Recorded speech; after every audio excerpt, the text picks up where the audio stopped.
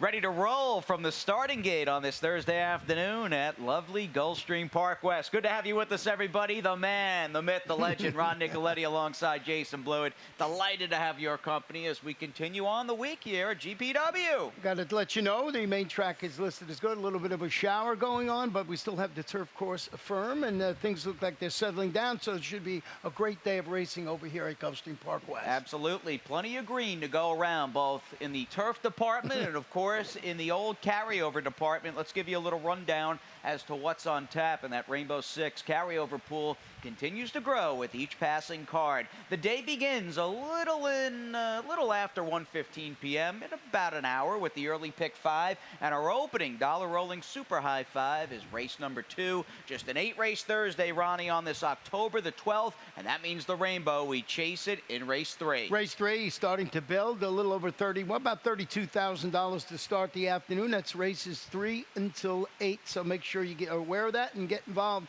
in the Rainbow Six. We close the day out with our late pick 5. It's the last 5 races on the Thursday afternoon card. It's a late pick 5, but an early bird late pick 5 here in South Florida. Close the door in race number 4. And Ronnie will have a Rainbow Six ticket coming your way. I'll have both pick 5s coming your way. In fact, without any more waiting, let's dive right into the action, my friend. And the first of 8, by the way, over a firm turf course, 5 furlongs, in a 2-lifetime $8,000 claiming race. Let's take a little look at my early pick 5. Invested a whopping $12. We'll talk about the first, Ronnie, in a few seconds, and it boils down to me, and the odds will change a little. I go for greatness, the 3, hands down the one they've got to beat, but you run into a nice question. Do you want potentially a loose on the lead Toykin?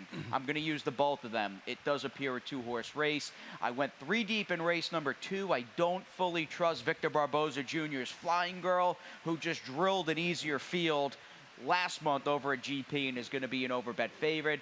Using the 2 logicals in race 3, that is Graphite Strike and Trev.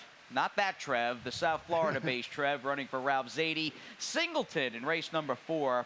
About Ronnie Spatz and Edgar Zayas with the 5, Hopeful Angel. And we'll wrap it up with a 2-bagger in race number 5, and that includes the layoff runner in Soulshine, who, with the scratch of the number 2 Queen Jill, Ronnie, I think might be even tougher so long as she doesn't need a race off the bench. Yeah, she's coming off the bench. She was racing a while back in a couple of route races, but they got good stats. I'll talk about that a little later on. So looks like the one to beat, as you mentioned, with the scratch of the horse I thought was going to be the off-time favorite. Yeah, no doubt. And Soulshine might go favorite now, given the fact that, and again, you've got some positive stats with trainer Mark Cassie. You did have a win here at Gulfstream Park West yesterday afternoon. But let's begin. Of course, you can't begin a day of racing without first talking about race number 1, and we'll do that right now. And as we look at I Go for Greatness and his effort 2 back on August 11th, he'll lose a tough one this day to the informed Jack of Diamonds, who was winning for the 2nd consecutive time. I feel as though I Go for Greatness, who got a good ride that afternoon from Roberto Alvarado Jr., is the most talented runner in this field. You know, dropping a notch after racing a 5 wide when finishing 3rd behind. Now, hard-knocking horse called Gruber, that was last time out. Now, that was a 10-lifetime claimer. Turf sprint across town at Gulfstream Park. At Gulfstream Park, yes, 8 miles east, no doubt about that. And you've got a horse trained by Antonio Sano, who's based, and again, just couldn't wear down. Nearly got him. That was a tough loss. Boy, oh boy. A head bob up and down between winning and losing between Jack of Diamonds and I Go for Greatness. Now, what may complicate matters for I Go for Greatness in the win department, and I think maybe the only question facing him today, because he is the best horse in the race, is does Toykin get brave this afternoon here at GPW? This is a horse, stay out of his way, you let him roll, and at a bigger price, I'm going to take my chances that Toykin can wire the field. I got him on my ticket. He's making his first start since rallying to finish 4th behind that repeat winner that you were talking about, Jack of Diamonds, and I Go for Greatness on August 12th. Francisco D'Angelo, Lionel Reyes in the saddle today. He's going to be on the lead. Does he steal it on the front end today? I'm hoping he does. They'll get a little closer, I think, in odds as far as the win pool as we get closer to race number 1. But there, I think you're looking at an underlaid price no matter what on the 3 I Go for Greatness. As we move on for greatness, and we'll try to nail down this Thursday early pick 4 that begins here at GPW with a 2-turn mile. Our opening dirt race on the card. These are 3 and up filly and mare. $12,500 claimers. And lo and behold, you and I both picking against the 4, at least on the win end, the number 4 Flying Girl. I want to see her against better horses do that again. She has been predominantly a turf horse throughout her career, and at the time she won, and I know she won by daylight, Ronnie, back in mid-September over at GP, Victor Barboza Jr. was going great guns. I want to see her having her claiming price doubled. Yeah, I mean, I thought she was, vulnerable in this spot, and that's why I put her in the second spot, but I was really enamored with Miss Maserati, and here you see her, and they're going to show you from the quarter pole to the finish back on September 16th. Yes, now Flying Girl, this is her dirt race, her only fast-track dirt race showing. She does catch a main track here at Gulfstream West that took a little moisture with some light showers. Obviously, at this point, listed as good. Again, I want to see her, not to belabor the point, do it as she steps up from that daylight score in the 2 lifetime 6250 ranks to 12.5. And here's a little stat. Last 5 years, 50% rise in class and claiming price. Victor Barboza does a great job. Just 2 for his last 20 with an ROI of 52 cents. That was good enough reason for me to try to beat her in the win spot with our top pick, the number 3, Miss Maserati. If you look at my analysis today, here's my best bet of the afternoon because I agreed with you with Flying Girl. I mean, if this horse comes back and beat me, we'll see what happens. But Miss Maserati stretching out to a mile, stepping up to the next level after returning from that layoff with blinkers added, couple of starts back, breaks its maiden going 6.5 furlongs, follows that with a 2 lifetime score going 7 furlongs last time out. Really been liking how this horse has been running. Put it on my ticket. Had to find a horse that I thought was best in the afternoon. I'm going to try and beat a horse that's probably going to be the favorite in the 4 Flying Girl. Yeah, I think Flying Girl is definitely going to go favorite here. In fact, looking at the very early double wagering, she looks like she's going to be a big favorite. And much like, in my opinion, I go for greatness in the first, probably underlaid. Miss Maserati in great form as she sets sail in race number 2. Hopefully, wire to wire over a main track here at Gulfstream West, listed good, and it's better than good. In fact, it's great. Ronnie's Rainbow 6 and a lot more on GPW today after this quick timeout. At ExpressBet, we celebrate the champions that make horse racing great. That's why we provide more ways to bet from more places than ever. We've built an entire family of brands to give players more of the rewards they deserve. Give bettors the information they need to win and provide a community for horse bettors. Because the best way to support the champions of horse racing is to champion horse racing. ExpressBet. We are racing. I'm Javier Castellano. I am Joel Rosario. I'm John Velasquez. For the first time ever, the Clásico del Caribe will be at Gulfstream Park. Entertainment, special events, and the best horses from Latin America and the Caribbean. Right here in South Florida.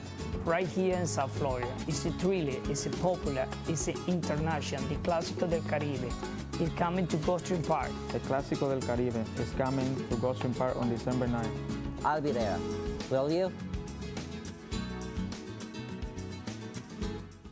Oh, we'll certainly, most definitely be at Gulfstream Park on that Saturday, December the 9th for the Caribbean Classic. First time ever it is not being contested in a South American country. That is just sort of another notch on the belt here at beautiful Gulfstream Park across town. I'm waiting for the dancing and the food part of it. I know you are. You don't need to tell me twice, and especially, folks, the food part on that Gulfstream Park Caribbean Classic on December 9th. And, of course, speaking of going with the action 8 miles east, we've got our opening Saturday of the championship meet, the Claiming Crown, on December the 2nd. Now, moving on to race number 3 this afternoon, your opening leg at Thursday's Rainbow 6, $31,000 plus. Pretty solid turf sprint to start the action, and I'm wondering who and why you've got. Let's show you my ticket. Back to my old $43.20. Could not find that single today. I thought it was a very competitive sequence. Race 3. I'm going to use race 3. I'm going to use 3 horses in here, the 1, 3, and 4. And I'm going to try and get Trev to win it in here.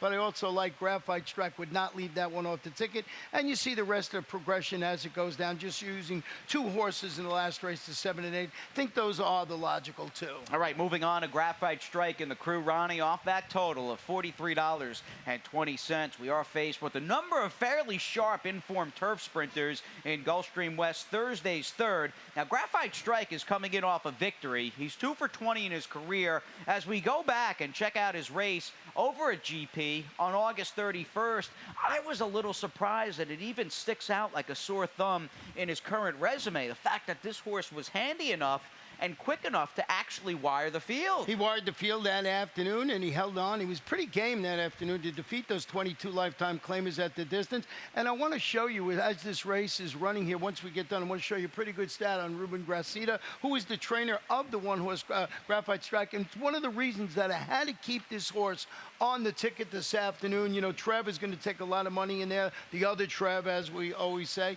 Well, that stat on Graphite Strike on Ruben Gracida over the last 5 years, turf sprints, all claiming levels, really solid, 7 for 35, 20%. Guess this, he's in the money 74% of the time. Got that low ROI of $1.46, but I think you got to pay strict attention to that. Did use Trev on top of my ticket. I think you did too, but this one would always be on my Rainbow Six. Yeah, you've got to, even if you like Trev or say somebody else a little more than the one Graphite Strike. I just think with his overall consistency, he's a must-use even in the defensive category in race number 3. And talking about the number 4 Trev, you've got one based here at Gulfstream West with trainer Ralph Zadie, and that does seem to be an edge early on during the fall meet over in Miami Gardens. Horses, main track or not, that don't have to van over from Gulfstream Park. And this one's working well. He's a 7-year-old. He faced better on the turf with success during 2016. He drops to this level, making his first start in 10 months. There's the unknown there, but I like the workout pattern right here at Gulfstream Park West. All right, fair enough. That's your crew in race number 3, the start of Thursday's Rainbow Six. And we're right back into another pick 5.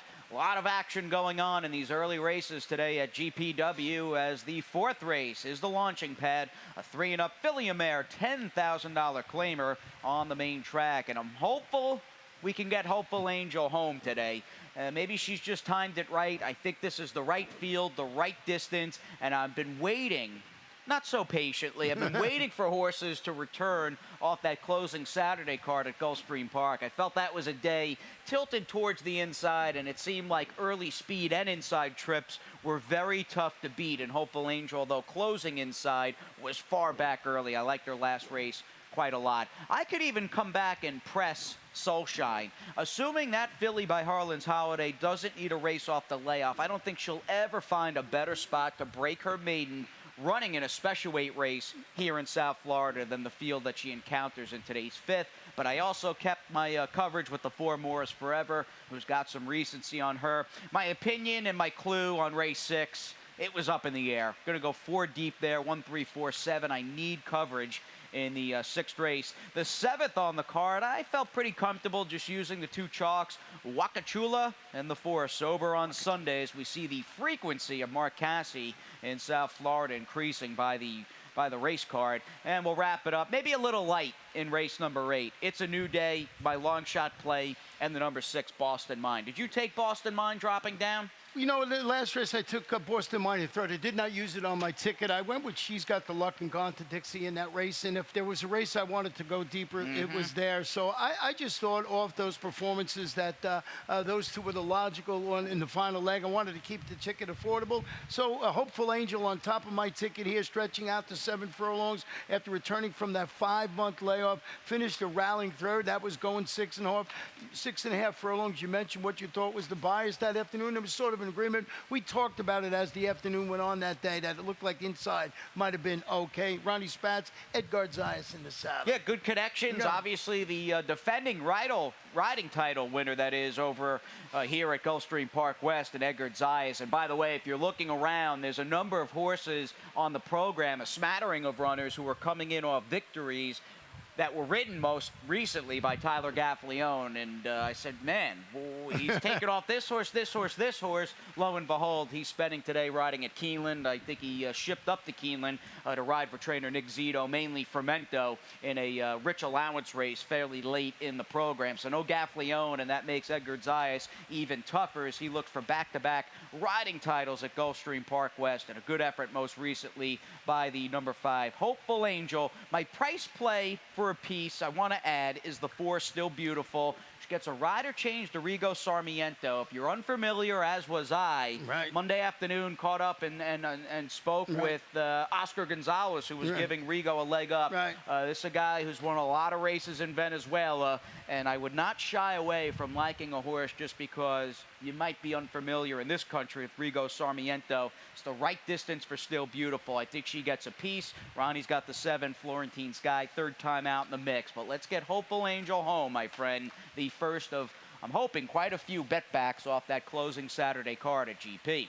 Race number 5 on the afternoon. We've talked a couple of different times, Ronnie, about Soulshine and Mark Cassio. Could have a pretty big day here in Miami Gardens with a number of live horses. And Soulshine coming in off a near 8-month layoff in this 3-and-up filly mare maiden special weight. You lose Queen Jill, so you have a situation where I feel as though, although she lacks recency, Soulshine's the best horse in the race. Well, let me tell you about it. She's a $125,000 daughter of Harlan's Holly, making her first start since breaking from demanding outside posts and finishing 4th behind a 4-time stakes winner called Morticia. That was in her 5-furlong debut. Then she comes back. She chases. She fades that afternoon behind stakes place Talqui, going a mile in the 16th on February 19th. So boy, was she keeping good company. Returning for the layoff from Mark Cassio, MSCL Jaramillo in the saddle. Want to show you a stat on Mark Cassio.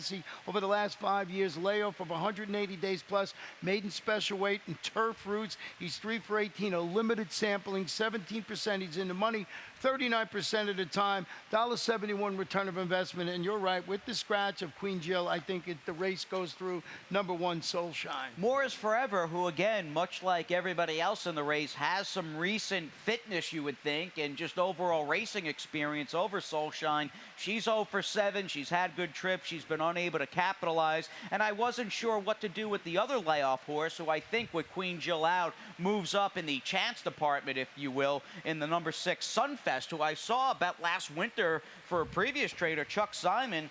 They thought enough to try Colts in 2 straight races. Tried the boys. This one is, now in the Dave Caston barn is making her first start. She rallied to finish 4th. That was that state-bred maiden special weight race. Just a little stat on it. The barn is 6 for 16, 38% with new additions to their shed row. So with the scratch, it has had this one in 4th, moved it right up into the top 3 today. Soulshine got a couple of question marks because it hasn't run in a long time. The logical one, More is Forever and Sunfest, were in agreement with our actually top 4 selections. Cold Super for the boys in race number 5. 1-4-6-3 to the hoop.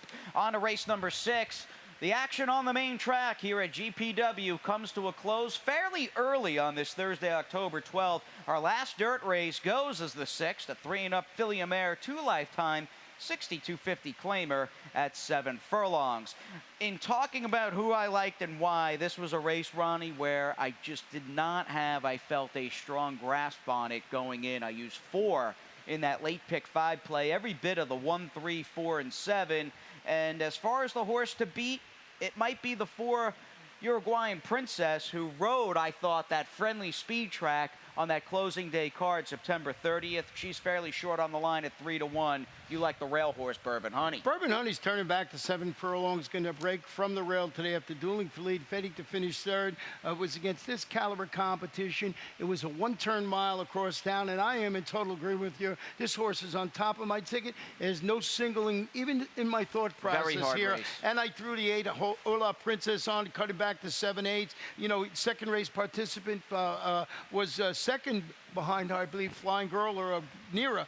Behind that much the best winner that day. So use that earlier race. If that one wins, maybe you throw Ola Princess on the ticket. Yeah, perhaps it does raise the stock of the crew in race 6, those that were up the track behind near 10-length winner and Flying Girl, who is going to be favored in today's second at Gulfstream West. Flying Dude, speaking of Flying Girl, here's another Victor Barboza Jr. horse. I don't know what happened last time out. Very poor race on August 3rd.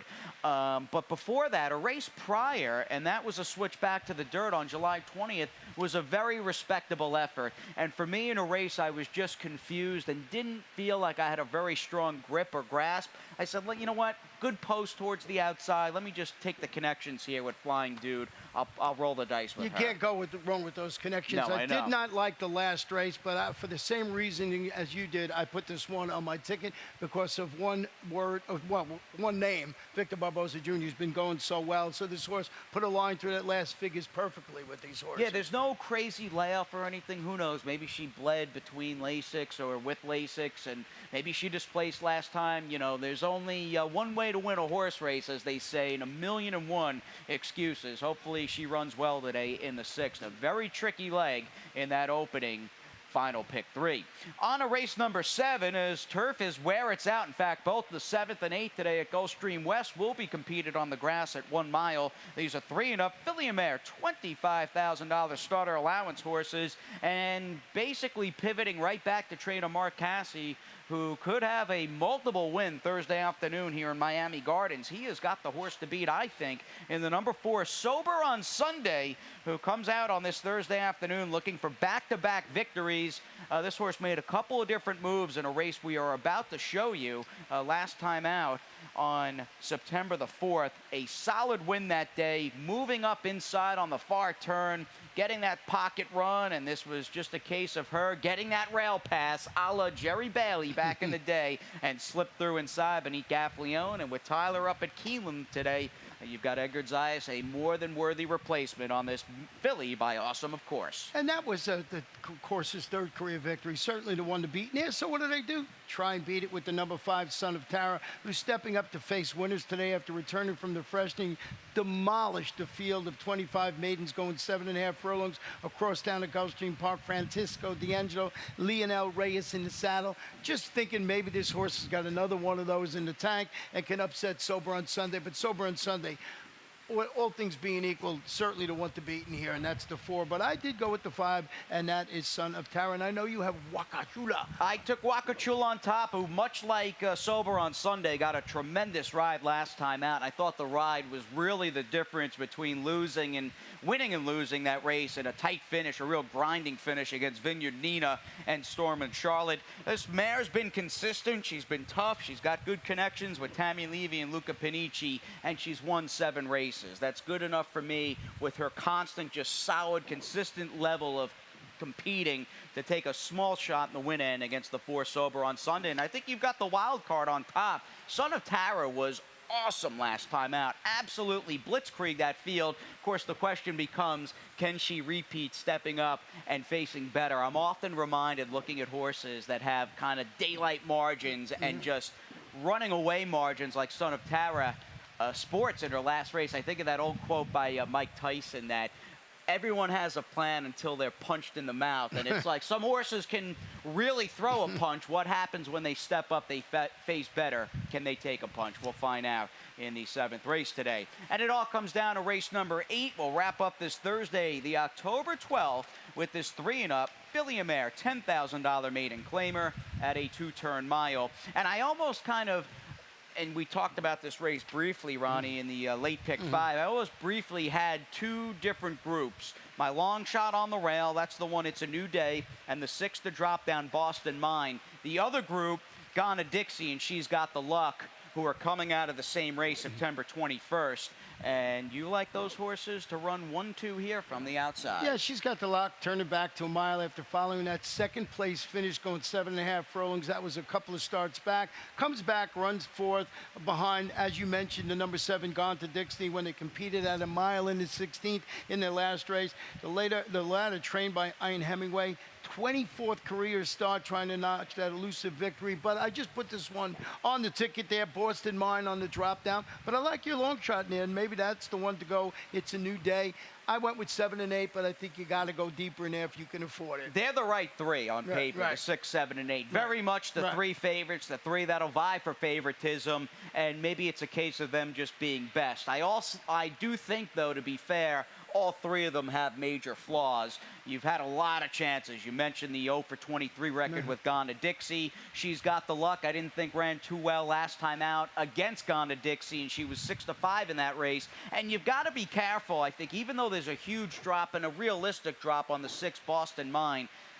she hasn't lifted a hoof so far. Yeah, I so mean, it's like that turf race 2 back. Yeah, she got a 53 buyer, and she was 8th in there at 30-1. But, I mean, she was beating a dozen lengths on the turf, which on the grass, you get those bunched up finishes. 12 lengths is a pretty big margin. Well, the key is here, you know, these are maiden claimers. They're only running for a $10,000 tag. So all the horses in this races have reason to doubt them. But you got to go and you got to pick the logical 3 or 4 that you think in this race and get it done. That's why they're running for that $10,000 tag. So Boston Mine, good connections. Ronnie Spatz, Edgar Zayas. That's been his go-to jockey lately. Maybe that's the right one in there. Didn't go 3 deep. I wanted to keep my ticket affordable. But when you go back and look at Well, It's a New Day is second off a layoff, second off a claim, and just strikes me as kind of, it's a new day, it's a new face here. Maybe this filly just can't be competitive even for 10,000. I do think running against 3 horses who I, again, all think have their pitfalls towards the outside. Maybe this one second off the layoff and claim for Fernando Abreu can step up and run big.